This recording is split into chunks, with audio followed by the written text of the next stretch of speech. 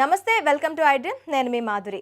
Dialogue రొటీనే అయినా జరుగుతున్నది మాత్రం అదే. నేటి సమాజంలో ఆస్తులకు ఇచ్చే విలువ అనుబంధాలకు ఇవ్వడం లేదు. రక్త సంబంధీకుల కంటే ఆస్తిపాస్తులే ముఖ్యమంటున్న రోజులు ఇవి. ఆస్తి వివాదం తేలకపోవడంతో కట్టుకున్న భార్య తన భర్త అంత్యక్రియలకు 3 రోజుల పాటు అడ్డు చెప్పింది. మానవ బంధాలన్నీ ఆర్థిక బంధాలతోనే ముడిపడి ఉన్నాయని ప్రతిసారి రుజువు అవుతున్న ఘటన ఇది.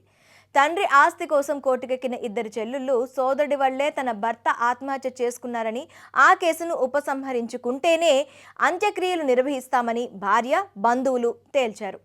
ఈ ఆస్తి గొడవ ఘటన యాదాద్రి జిల్లా చౌటుప్పల్ మండలం పతంగి గ్రామంలో జరిగింది. 3 రోజుల క్రితం ఉరేసుకొని ఆత్మహత్య చేసుకున్న హనుమంత్ రెడ్డి అంత్యక్రియలు జరగకపోవడంపై స్థానికంగా కలకలం రేగింది. ఆస్తి వివాదమే దీనికి కారణమని తేలింది. ఈ కేసును విరమించుకుంటేనే అంత్యక్రియలు చేస్తానని మృతుడి భార్య తెగేసి చెప్పింది. దీంతో 3 రోజులుగా అంత్యక్రియలు జరగక హనుమంత్ రెడ్డి డెడ్ బాడీ మార్చురీలోనే ఉంది. హైదరాబాద్ లో ప్రైవేట్ బస్ డ్రైవర్ గా పనిచేస్తూ హనుమంత్ రెడ్డి అక్కడే అద్దెంట్లో ఉంటున్నాడు. హనుమంత్ రెడ్డి తండ్రి నర్సిరెడ్డికి 7.24 ఎకరాల భూమి ఉంది.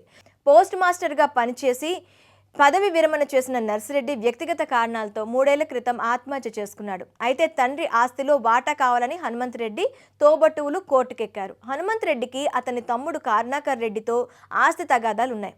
ఈ తరుణంలో మానసిక వేదనకు గురైన హనుమంత్ రెడ్డి శనివారం రాత్రి ఊరు వేసుకున్నాడు. తర్వాతి రోజు ఇరుగు పొరుగు వారు పోలీసులకు సమాచారం అందించడంతో విషయం వెలుగులోకి వచ్చింది.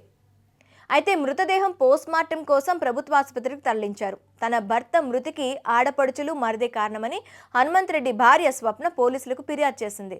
3గురిపై కేసు నమోదు చేశారు పోలీసులు. దీంతో వారు భయపడి కేసు ఉపసంహరించుకోవాలని గ్రామ పెద్దలు, బంధువుల ద్వారా హనుమంత్ రెడ్డి భార్యపై ఒత్తిడి తెచ్చారు. ఆస్తిపై కోర్టులో ఉన్న కేసు ఉపసంహరించుకుంటేనే అంత్యక్రియలు నిర్వహిస్తామని హనుమంత్ రెడ్డి భార్య స్వప్న బెదిరించారు.